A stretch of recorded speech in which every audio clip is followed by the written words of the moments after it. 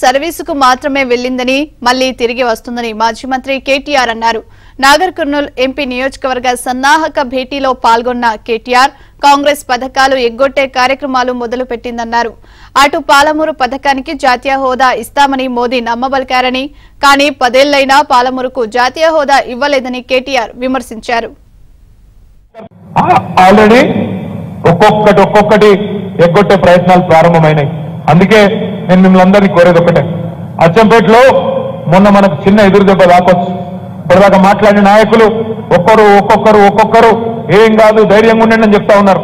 నేనైతే వేదిక మీదున్న నాయకులకు చెప్తున్నా, నాకు తెలుసు కార్యకర్తలు ధైర్యంగానే ఉన్నారు, నాయకులు మీరు ధైర్యంగా ఉండండి అని చెప్పి నేను చెప్తా ఉన్నా. కార్యకర్తలకేం భయం లేదు. ఎందుకంటే గ్రామాన కరడు గట్టినోళ్ళు ఏ పదవి ఆశించకుండా, ఏ లాభం ఆశించకుండా కేవలం కేసీఆర్ గారి మీద ప్రేమతో, తెలంగాణ మీద ప్రేమతో ఉన్న వాళ్ళు లక్షల మంది ఇలా గ్రామాల్లో ఉన్నారు.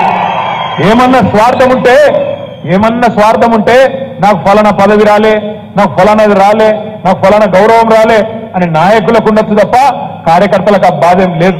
అందుకే నేను వేదిక మీద ఉన్న నాయకులను కోరుతున్నా, మనని ఇక్కడ కూర్చోబెట్టింది వాళ్ళు, మనకి ఇవాళ ఇంత గౌరవం వచ్చిందంటే వాళ్ళను మీరు చూసుకోండి. వాళ్ళని మీరు ఒక్క సంవత్సరం చూసుకోండి, ఎక్కువ కాలం అవసరం లేదు.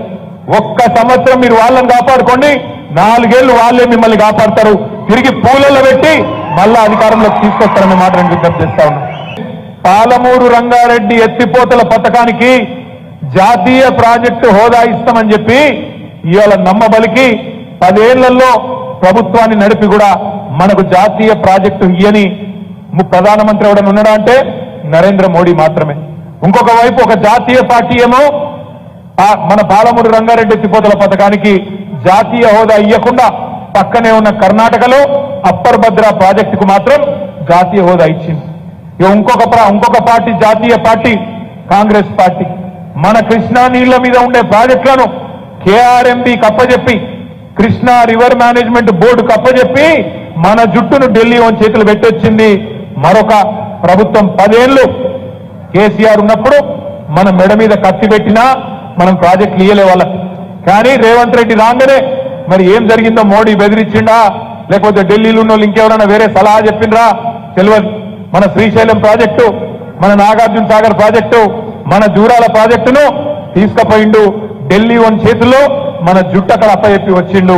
మళ్ళా మనం లొల్లి చేస్తే, మన నల్గొండలో మీటింగ్ పెడితే ఆ దెబ్బకు భయపడి వెంటనే అసెంబ్లీలో మళ్ళా తీర్మానం చేసి నేను ఇయ్యలే అని చెప్పి బుకాయించే మాటలు మాట్లాడు.